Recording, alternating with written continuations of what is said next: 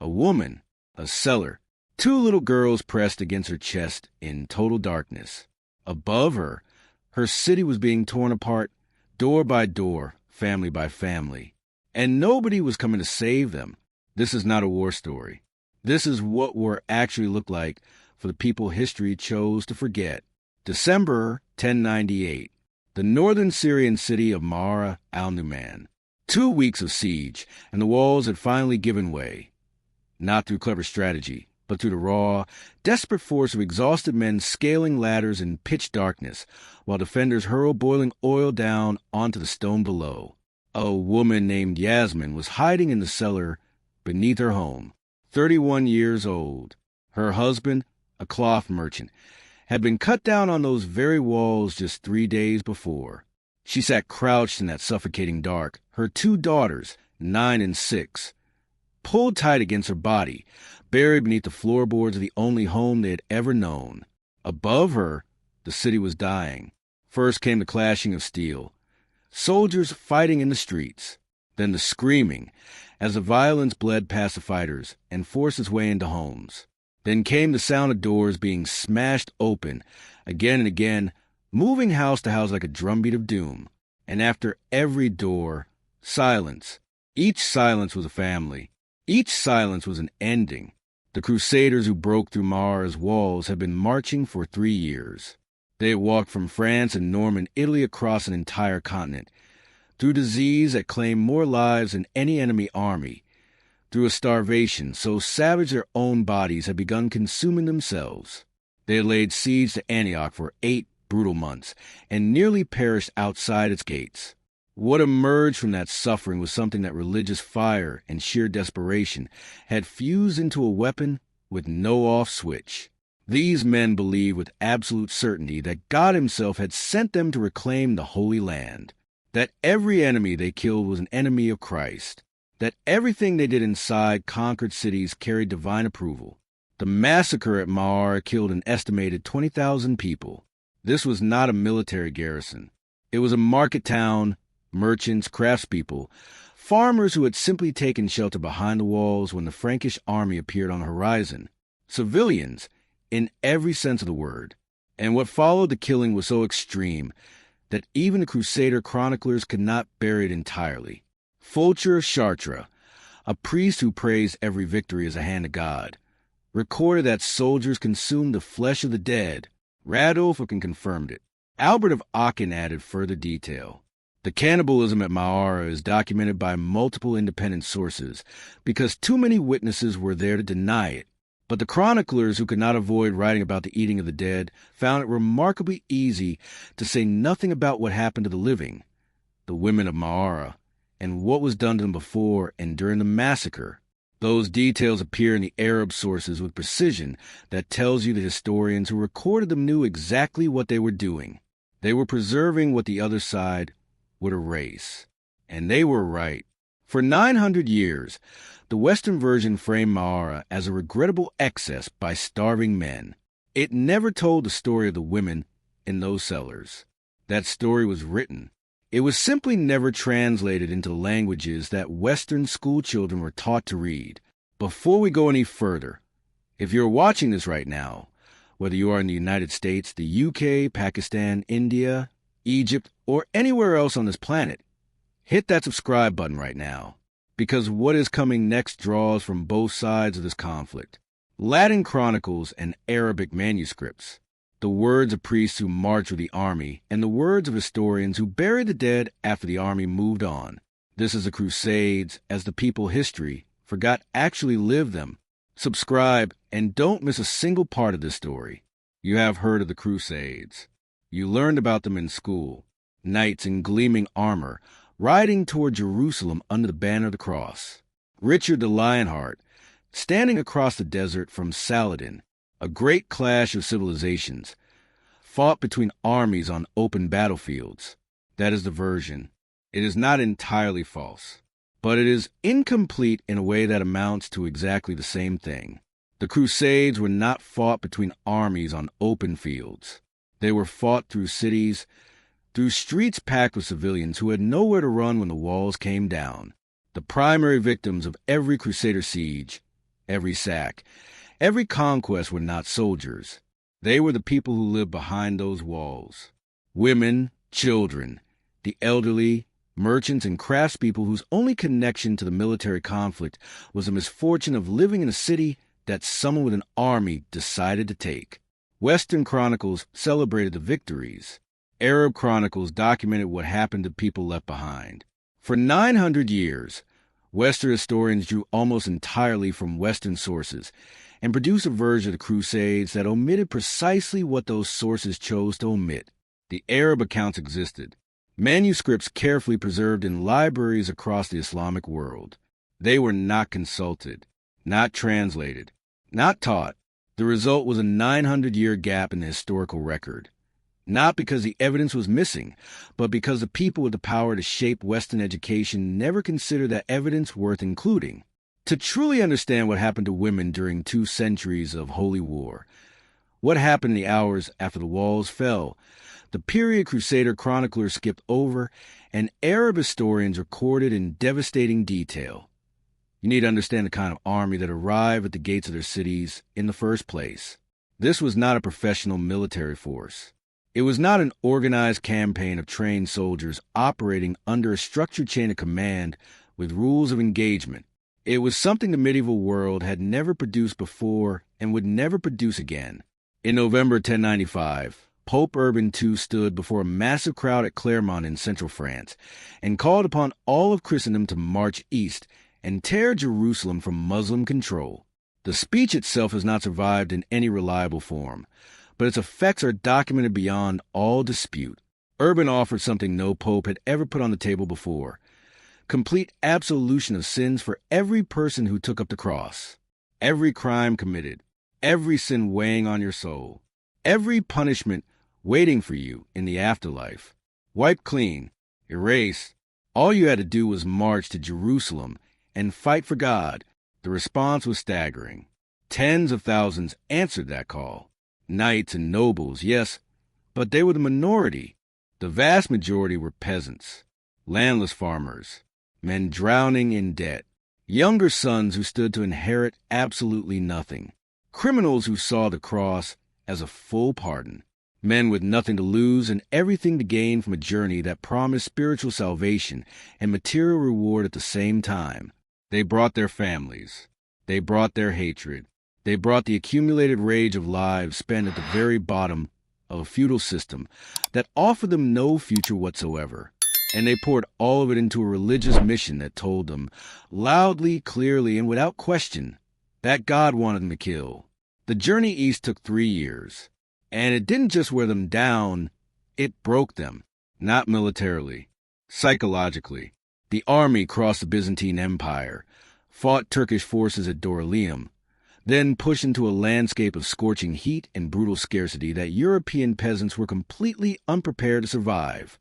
Disease tore through them in waves: dysentery, typhoid, wounds that turned septic in relentless heat. Starvation hollowed them further.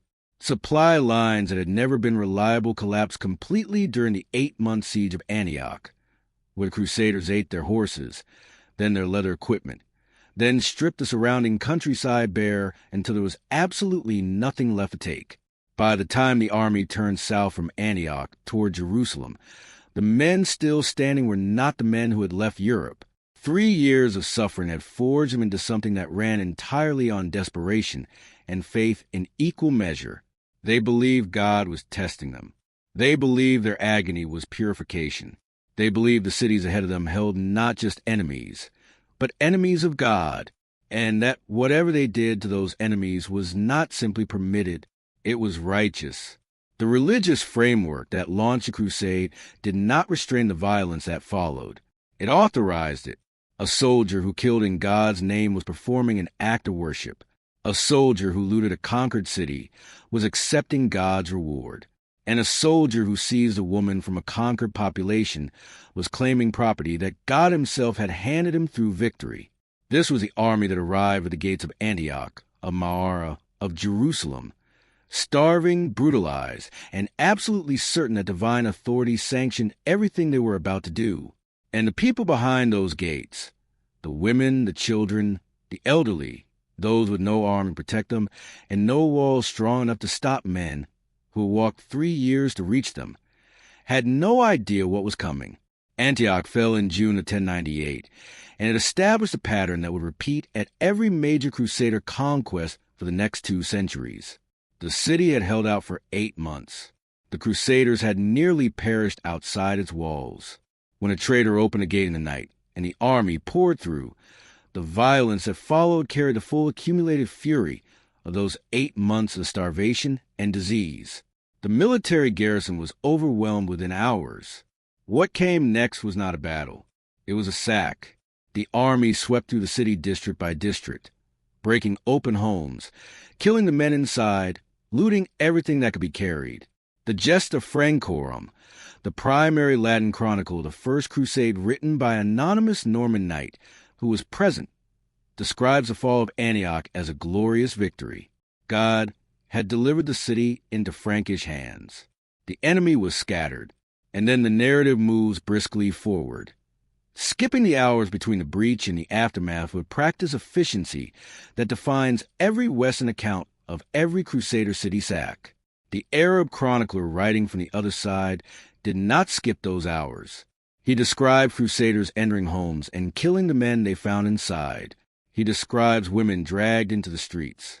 He describes the separation of women from their families as a deliberate, methodical process, conducted in the middle of the chaos, while killing continued in the very next street. Soldiers paused to evaluate which women to seize and which to leave behind. Youth was the primary criterion. A young woman was taken. An old woman was not. The distinction was not mercy. It was economics. A young woman had value. An old woman did not. The seized women were claimed as personal property by individual soldiers. Distribution followed the same hierarchy that governed all Crusader spoils. Knights and nobles claimed first. Men-at-arms and sergeants claimed second. Common soldiers fought over whatever remained. Women were divided alongside gold, fabrics, horses, and weapons. They appeared in the same inventories. They were discussed in the same transactions. The language of the sources draws no distinction between human plunder and material plunder, because the men conducting the distribution made no such distinction. The women taken at Antioch vanished from Western chronicles entirely after the city's fall. They are not mentioned in accounts of the army's march south. They are not referenced in descriptions of camp life or logistics. They were absorbed into the army's economy as silently as captured horses were absorbed into its cavalry. The Arab sources tracked them slightly further. Ibn al-Athir notes that captured women were held within the army's camp, that some were traded between soldiers, and that others were sold to merchants who trailed the Crusader army the way merchants follow any military force, buying and selling whatever the army generates as surplus. The women had entered the system, and that system had no mechanism for their release, because the system did not recognize them as people who could be released. They were goods, and goods are used until they are used up. Then they are discarded. That was Antioch, the first major city to fall, the first pattern established. The Crusaders will refine the process of Ma'ara and perfect it at Jerusalem. 6 months after Antioch, the army reached Ma'ara al-Numan. The city was small. It held no strategic value. It simply sat on the road south toward Jerusalem, and Crusaders needed to pass through it. The garrison was minimal. The walls were not built to withstand a serious siege. The population was mostly civilians who had not evacuated, because they had nowhere to go, and because they did not yet understand what the Frankish army did to cities that chose to resist. Ma'ara resisted for 2 weeks. When the walls broke, the army entered a city whose population was completely trapped. No escape route, no relief coming, no one on the way. What followed exceeded even Antioch. We return to Yasmin in that cellar. She can hear the soldiers moving through her street now. The crashing of doors has reached her block. She has pressed her hands over her daughter's mouth because the 6-year-old has begun to cry, and sound travels straight through the floorboards into the house above. The cellar is small, dug into the earth beneath the kitchen, built for storing grain and oil. It is dark, Its smells of soil and the sesame oil still seeping from a cracked jar she noticed when she carried supplies down 2 weeks ago. She can hear boots on the floor directly above her. She can hear voices speaking a language she does not understand. Frankish, a guttural sound, hard consonants and clipped syllables, a language of people the Levant had never heard before 3 years ago, and that now meant only one thing. The cellar door was found. Every cellar door in Ma'ara was found. The soldiers had learned at Antioch that civilians hid underground, so they searched with purpose. They opened every hatch, every trapdoor, every entrance to every space beneath every building in the city. What they found below, they dragged above. The Arab sources described this process with the specificity of men documenting a method, not a moment of madness. This was not frenzy. This was procedure. The massacre lasted 2 days. The killing was comprehensive, but it was not uniform. Just as at Antioch, a selection process ran parallel to the slaughter. Young women were pulled from the general population before the killing reached them. Old women were not. Children clinging to their mothers complicated the process. Some soldiers took the mother and left the child. Some took both. Some killed the child to simplify the transaction. These were individual decisions, made by individual men, operating under no authority except their own cold calculation of what had value and what did not. Fulcher of Chartres could not avoid recording the cannibalism because too many of his fellow chroniclers had already witnessed it. But he could avoid recording what happened to the women because the other chroniclers had avoided it too. Silence was collaborative. Each Western source that omitted the treatment of women made the next omission easier. The Arab sources operated under no such agreement. Ibn al-Athir recorded what the Frankish soldiers did to the women of Ma'ara with the deliberate precision of a man who understood that if he did not write it, no one on his side would ever know, and no one on the other side would ever admit it. He described women dragged from cellars, women seized in the streets while desperately trying to flee, women held in groups while soldiers moved among them and selected. What happened to those selected women afterward? He describes in terms that require no interpretation across any cultural or linguistic barrier. The words are plain. The meaning is absolute. 9 centuries have not made them easier to read. Yasmin and her daughters were in that cellar. Whether they survived the selection or did not, whether they were taken or killed, whether their story ended in Ma'ara or continued into the captive system the Crusaders were building with each conquered city, is not recorded anywhere. They are 3 among 20,000. Their names appear in no chronicle. Their fate is a silence shaped like a family. One of thousands of such silences scattered across the historical record of the First Crusade. 7 months after Ma'ara, the Crusaders reached Jerusalem. July 15, 1099, the city fell after a 5-week siege. What followed was a defining atrocity of the entire crusading era, and is described by both Western and Arab sources with convergence that is extraordinarily rare in medieval historiography. Both sides agree on what happened. They disagree only on whether it was justified. The Crusaders breached the northern wall near the Gate of the Column and poured into the city. The killing began immediately and did not stop for 2 days. Raymond of Aguilers, a Crusader chaplain who was present, wrote that soldiers waded through blood up to their ankles in the Temple Mount complex. He recorded this not with horror, but with satisfaction, reading the blood as proof of divine judgment upon the enemies of Christ. The anonymous author of the Gesta Francorum confirmed the scale. So did Fulcher of Chartres, who arrived shortly after and witnessed the aftermath firsthand. The Muslim population was targeted without distinction. Men, women, children, the elderly, none were spared. Ibn al-Athir recorded that 70,000 people were killed in the Temple Mount area alone. Modern historians consider that figure inflated, but they agree the massacre was vast, encompassing the majority of the city's Muslim population. And crucially, this was not the frenzied chaos of men completely out of control. Multiple sources describe organized sweeps through neighborhoods, soldiers moving in coordinated groups from building to building, clearing each structure before advancing to the next. The methodology developed at Antioch, refined at Ma'ara, reached its fullest and most devastating expression at Jerusalem. Within that organized killing, the same selection process operated. Young women were separated from the crowds of civilians being herded through the streets toward the killing grounds. The selection happened in real time, amid active slaughter. A soldier would pull a woman from a crowd being driven toward execution. The crowd moved on. The woman did not. She was held while the people she had been standing among just moments before were killed within her sight and hearing.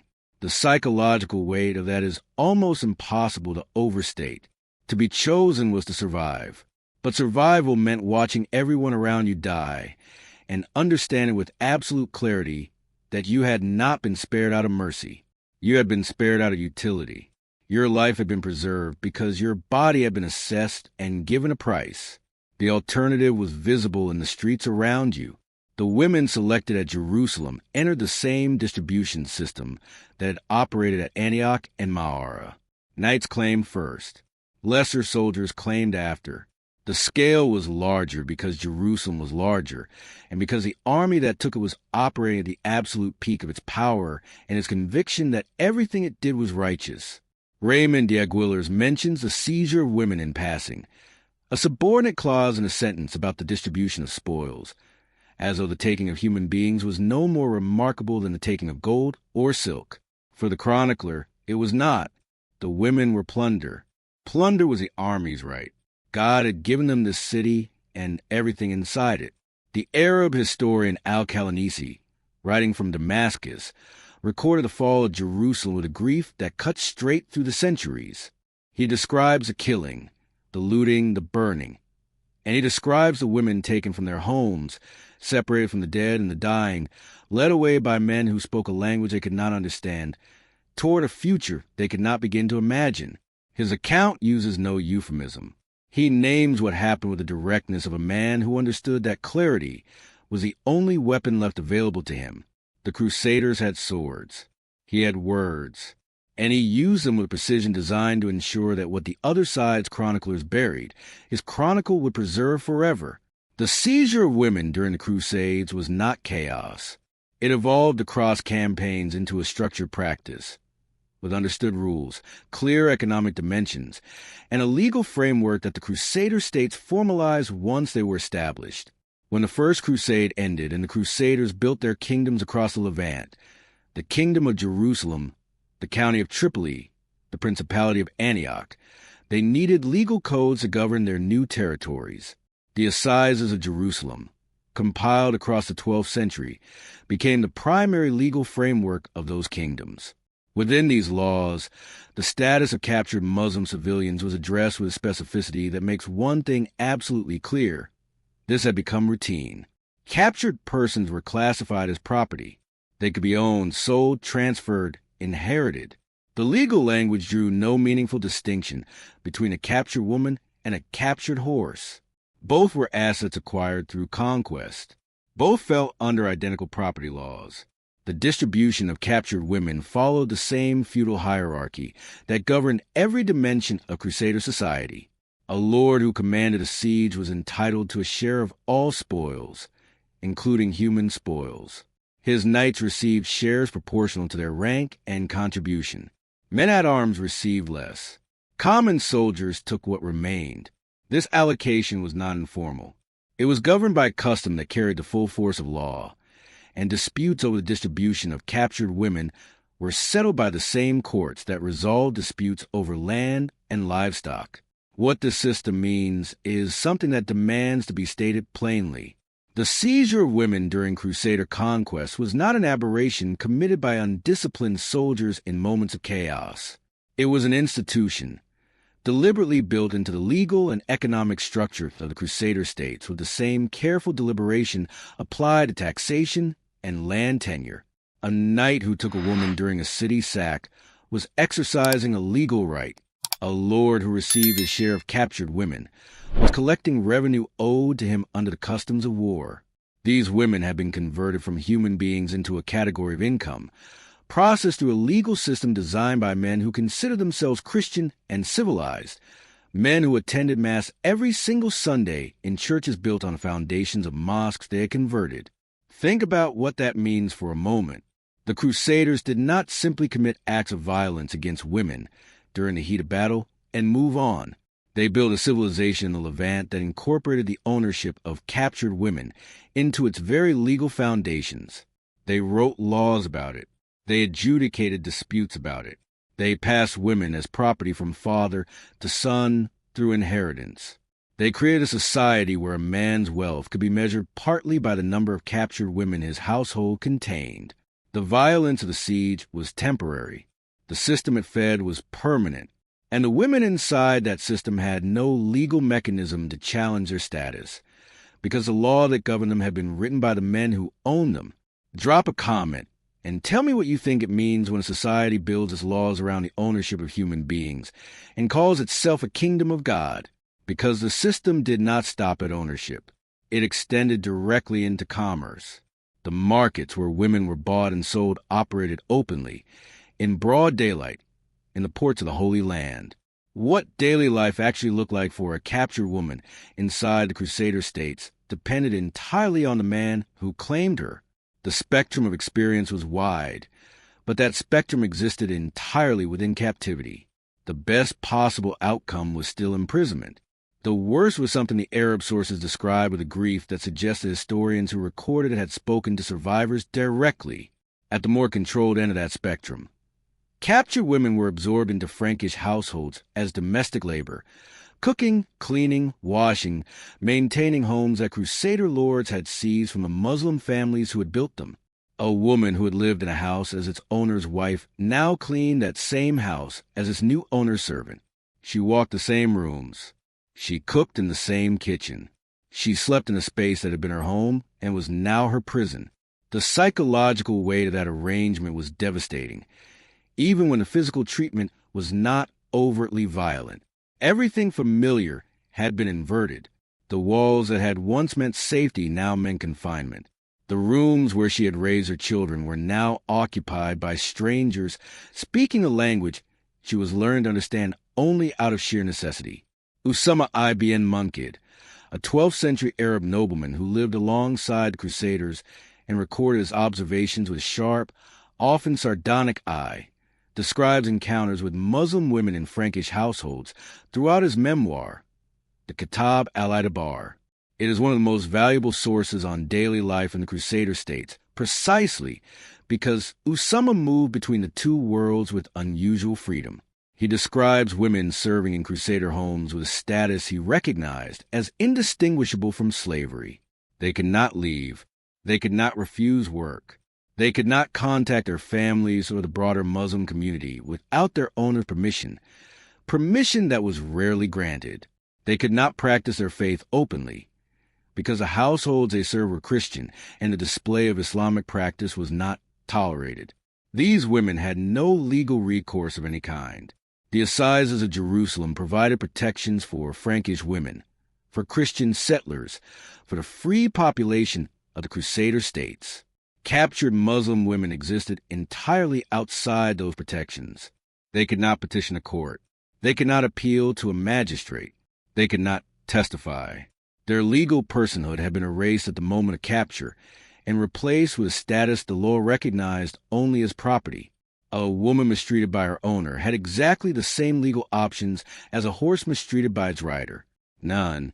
At the other end of the spectrum, the Arab sources describe conditions that historians recorded in language stripped of all literary embellishment, as if the facts themselves were already terrible enough without ornamentation.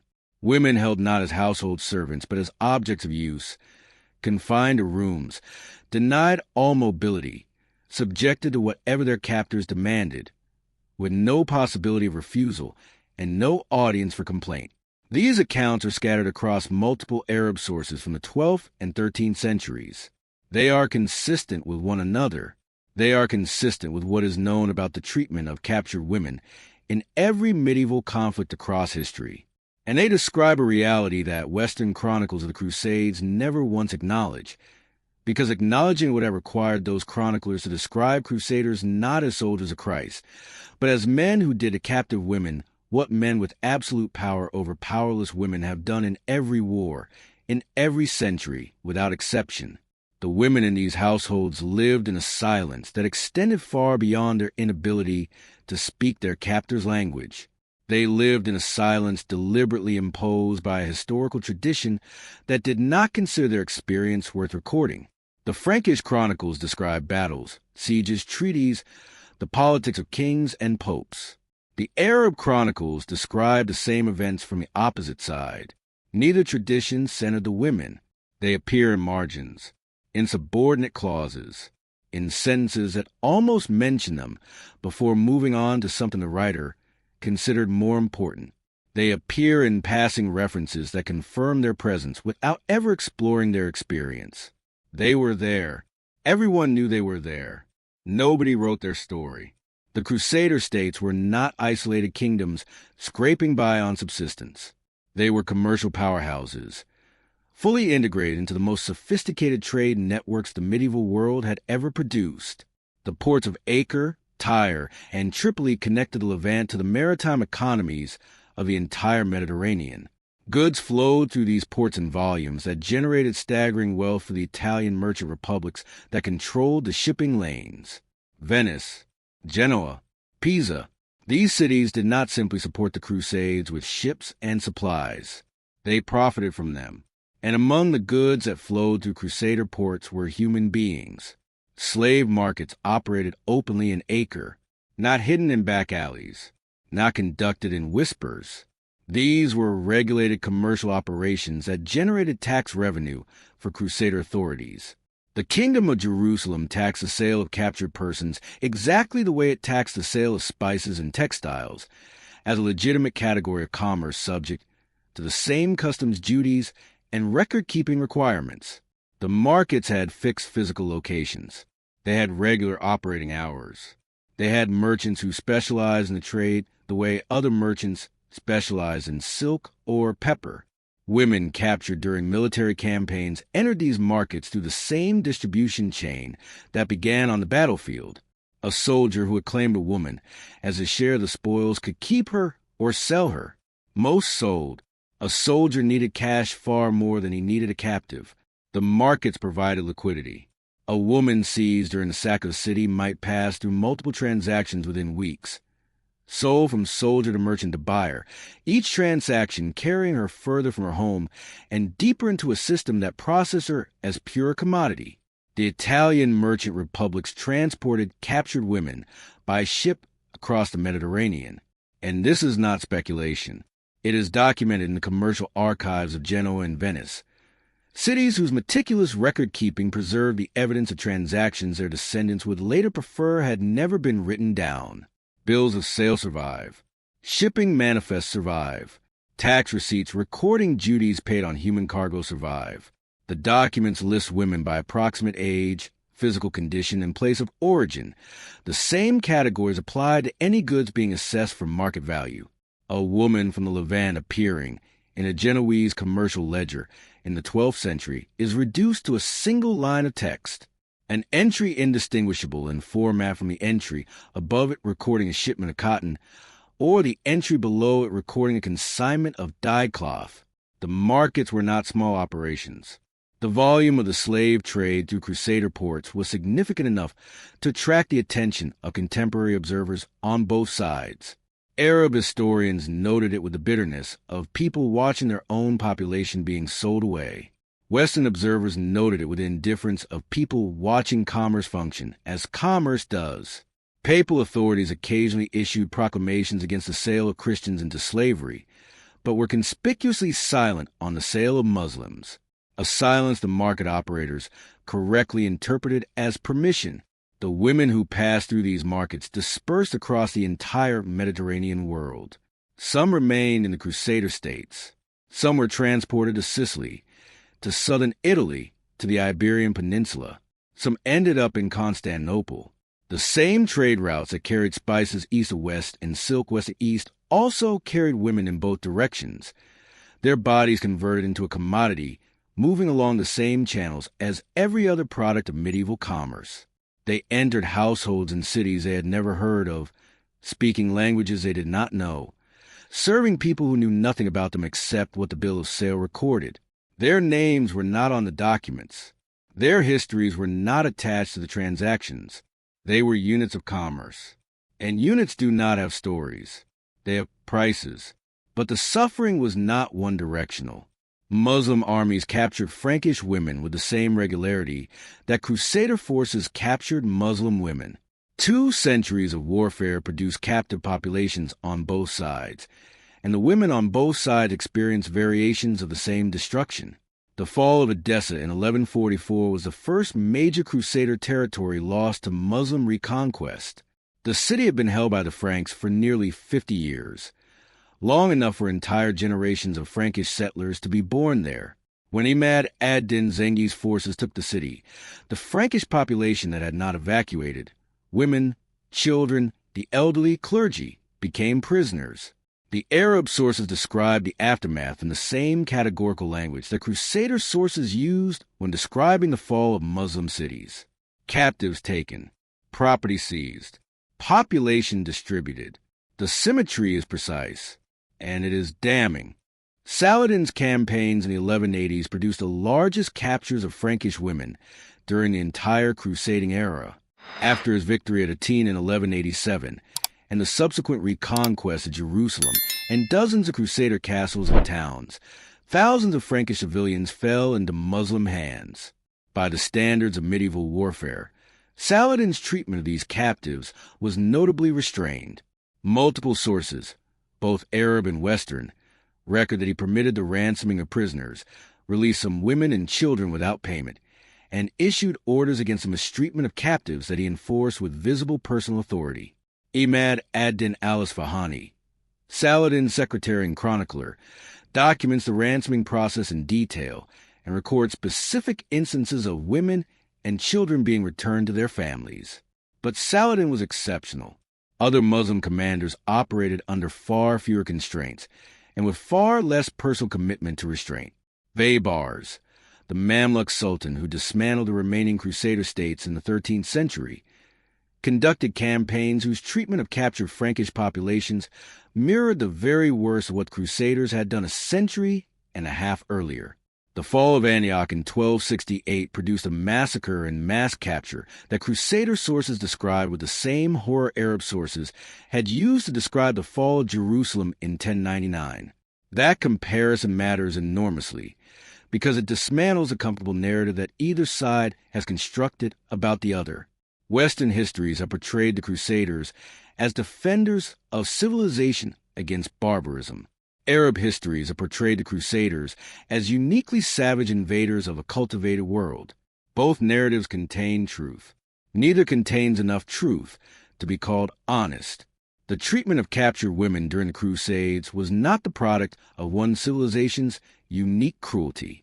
It was not the product of one civilization's particular savagery.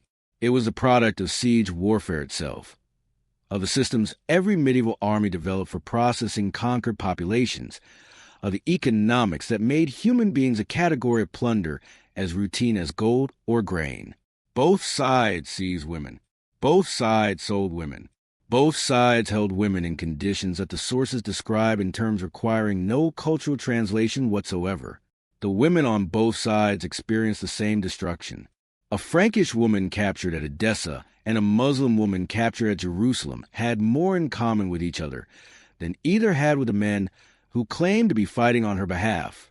They shared the experience of being torn from their homes, of being separated from their children, of being classified as property by legal systems designed with no consideration of their existence as people, of being traded through markets that converted their bodies into currency, of living out the remainder of their lives in the households of strangers in lands they had never chosen to inhabit. The war was fought between civilizations. The suffering was shared across them, and the silence that followed was universal.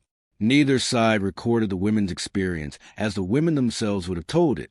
Both sides recorded it as a footnote to the military narrative that the chroniclers considered the real story.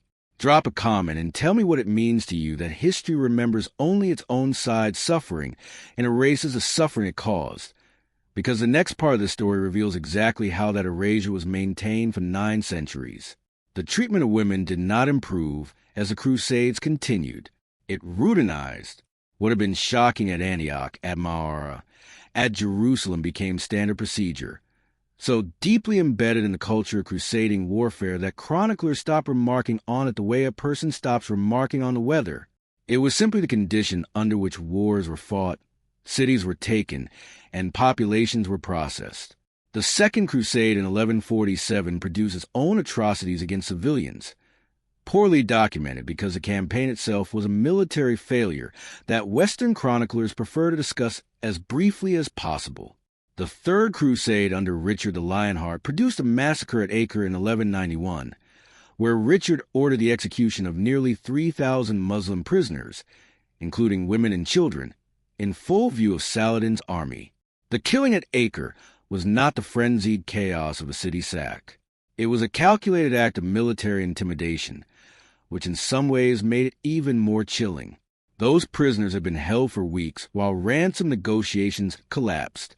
Richard decided they were more useful dead than alive.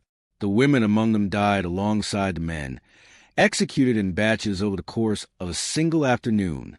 But the event that most completely demolished the narrative of the Crusades as a holy war between Christianity and Islam was the Fourth Crusade of 1204.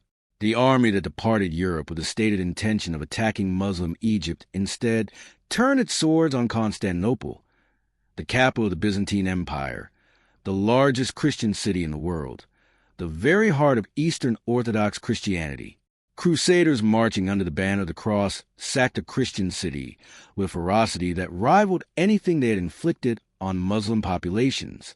Nicetas Choniates, a Byzantine historian who was present during the sack, described what happened with a fury that burned straight through the centuries.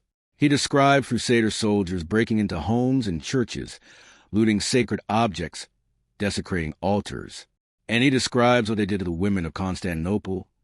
Christian women, women who worshiped the same God the Crusaders claimed to serve, women who had fled into churches believing that soldiers of the cross would not violate sacred ground. They believed wrong.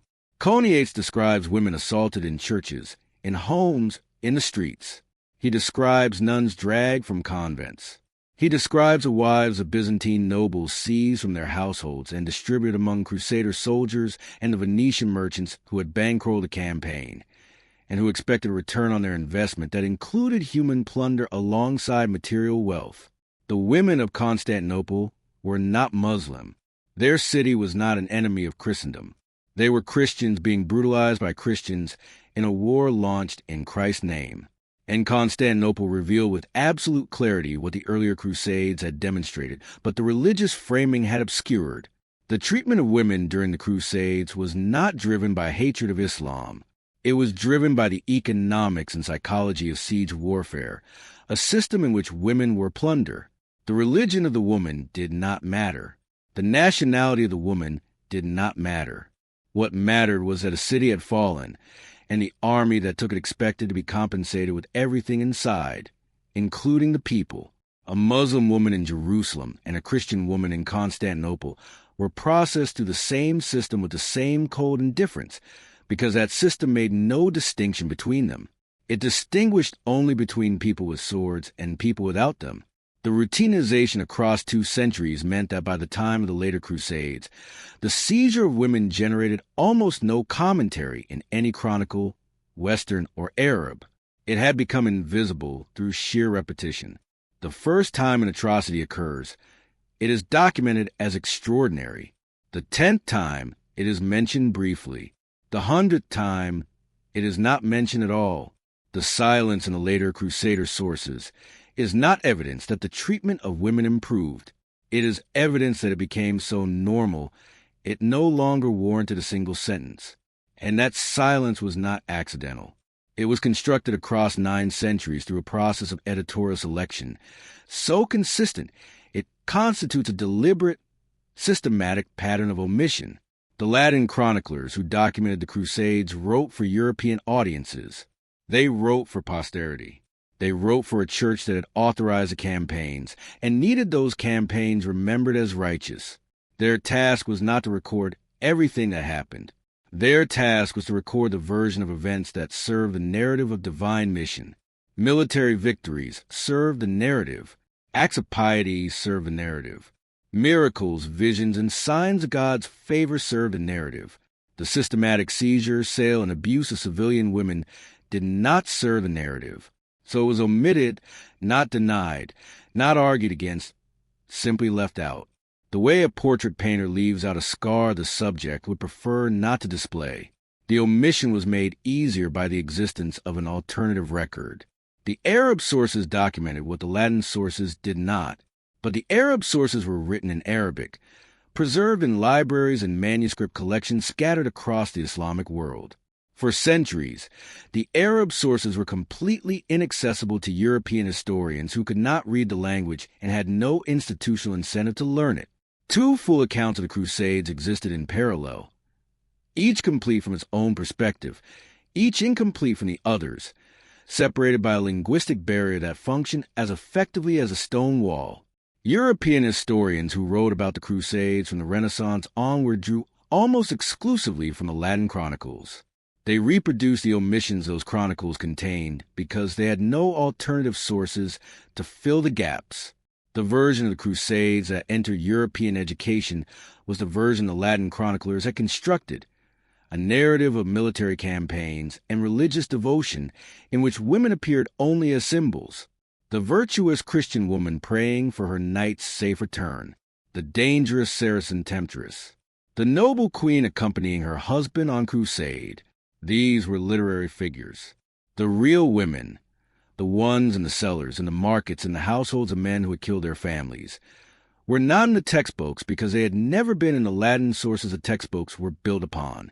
The Arab sources began to be translated into European languages in the 19th century. Scholars who read them encountered a version of the Crusades that contradicted the received narrative at nearly every point. The discrepancies were stark. Events that Latin chronicles described as glorious victories, Arab chronicles described as massacres. Populations that Latin sources ignored entirely, Arab sources documented in precise detail. The treatment of women that Latin chroniclers omitted completely appeared in Arabic manuscripts with a specificity that left absolutely no room for misinterpretation. The translations transformed scholarship. Academic histories of the Crusades published in the 20th century began incorporating Arab sources alongside Latin ones, producing a more complete and considerably more disturbing picture. But academic scholarship and public education operate on very different timescales. The revised version of the Crusades that emerged from combining both source traditions took decades to filter into textbooks and curricula. In many Western education systems, it has not fully arrived yet. Students in European and American schools continue to learn about the Crusades primarily through the lens of military history, siege tactics, the politics of popes and kings. The women of Antioch, Ma'ara, Jerusalem, and Constantinople remain in the margins where the Latin chroniclers placed them 900 years ago, present in the sources, absent from the story. The censorship was never a conspiracy. It was something far more durable. It was a tradition, a habit of omission passed from chronicler to historian to textbook author across centuries, each generation inheriting the gaps left by the one before and filling them with nothing. Silence maintained by inheritance requires no effort and leaves no fingerprints. It simply persists until someone decides to stop and listen for what is missing. Let me take you back to the cellar in Ma'ara, back to Yasmin and her two daughters in the darkness beneath the floorboards. The soldiers have found the door. Light falls into the space where there had been none. A man is standing above them, speaking words that sound like stones being broken against each other. Yasmin pulls her daughters closer. The 9-year-old has gone completely rigid. The 6-year-old is still crying. The sound of a child cry in a cellar in the city being sacked is a sound that every army in every century has heard, and that no chronicle in any language has ever adequately described. What the Arab sources tell us happened next in Ma'ara, and in every city that fell during Crusades, follows a sequence that varies in detail but never in structure. The men of the household were already dead or were killed now. The women were dragged from their hiding places. They were evaluated. Age, appearance, physical condition. The evaluation took seconds. Decisions made in the time it takes to glance at a person and assign them a category. Useful, not useful. Take, leave. The category determined whether you lived or died, and the determination was made by a stranger who did not speak your language, who had walked 3 years to stand in your cellar, and who looked at you the way a man looks at something he is deciding whether to carry. Yasmin's daughters were 9 and 6. Their fates depended on calculations made by men whose moral framework had been ground down across 3 years of starvation and holy war into something that operated on acquisition rather than conscience. A child of 9 might have value. A child of 6 might not. These were the margins within which lives are determined in the hours after a city fell. The women of Ma'ara who survived the selection entered the captive system. They were absorbed into the Crusader army's economy. Some were kept by the soldiers who claimed them. Some were sold within days to merchants traveling with the column. Some were carried south as the army continued its march toward Jerusalem. Present in the camp, absent from the chronicles. Invisible women moving through a narrative that recorded everything except their existence. Now multiply Yasmin's story by every city that fell during 2 centuries of crusading. Antioch, Jerusalem, Tripoli, Beirut, Acre, Caesarea, dozens of smaller towns and fortifications whose names do not appear in Western textbooks, but whose populations experience the same sequence without variation. Walls breached, men killed, women selected, women taken, women sold, women absorbed into households and markets, and the silent economy that operated beneath the military narrative the chroniclers were constructing for posterity. The precise numbers are impossible to calculate. Hundreds of thousands of women across multiple generations, on both sides of the conflict, processed through systems that converted them from people into property, and from property into silence. But fragments survive. Not many, not enough, but some. In Arabic poetry from the 12th and 13th centuries, verses written by poets who had witnessed the fall of cities or spoken directly to survivors, lines describing the grief of women taken from their homes with an emotional directness that the historical chronicles, preoccupied with military and political narrative, never permitted themselves. In Islamic court records from cities that received refugees fleeing Crusader conquests, petitions filed by women seeking legal recognition of their status, seeking information about missing family members, seeking any foothold at all in a world that had been destroyed around them. In the margins of manuscripts, where individual scribes chose to record testimonies the formal text did not include, small voices preserved by the decision of one writer who understood that if he did not note what he had heard, it would be forgotten forever. These fragments are the only direct evidence of women's experience during the Crusades that does not come filtered through priorities of men who were documenting wars. They are incomplete. They are scattered across archives in Damascus, Cairo, Istanbul, and a dozen other cities. Scholars have studied them, but they have never reached the general public in any form that competes with a military narrative dominating popular understanding of the Crusades. They are waiting.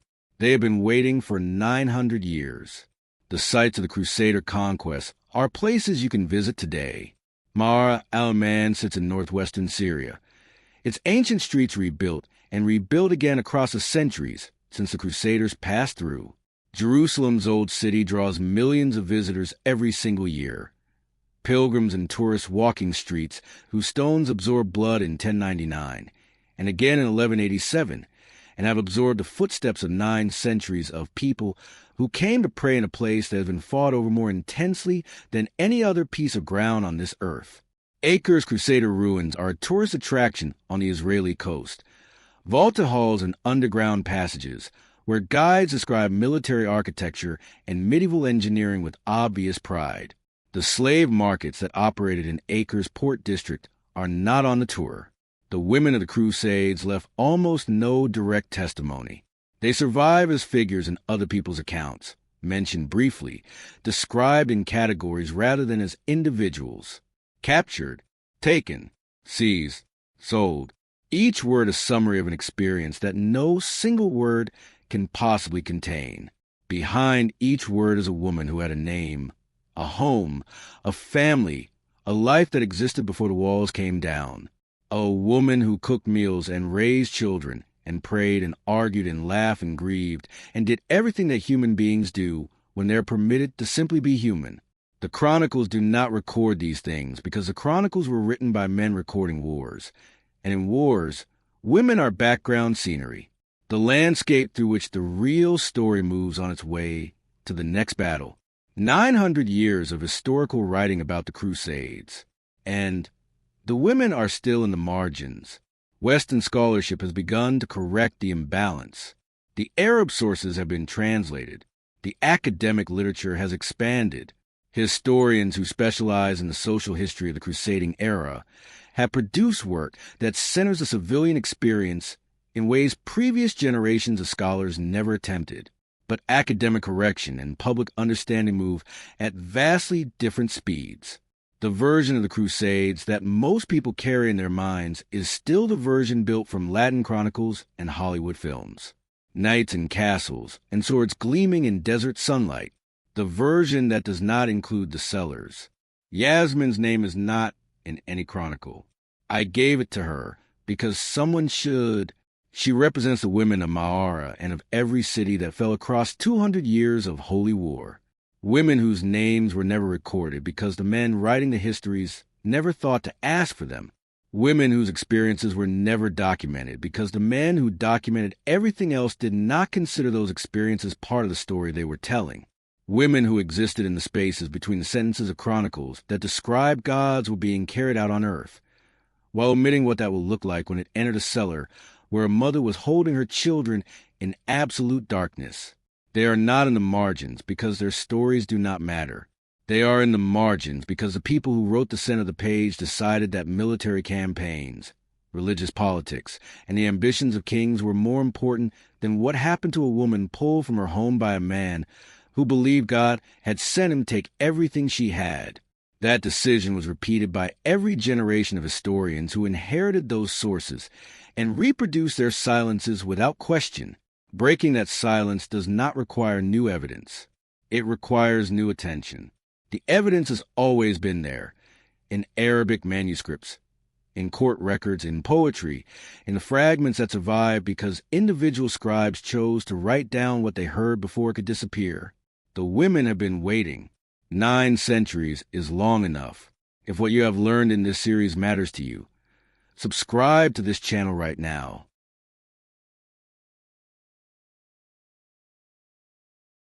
Hit that subscribe button and ring the notification bell, because the stories that history buried are the stories that most urgently need to be unearthed. Share this video with anyone who thinks they already know what the Crusades were about, because the truth includes voices that have been silenced for 900 years, and those voices deserve to be heard by as many people as possible. Drop a comment right now and tell me, what part of this history will you carry with you? What hit you the hardest across this entire series? And tell me where you are watching from, because these women belong to every civilization, and their story belongs to every generation. Your comments keep this work alive. Your shares put these stories in front of people who need to hear them.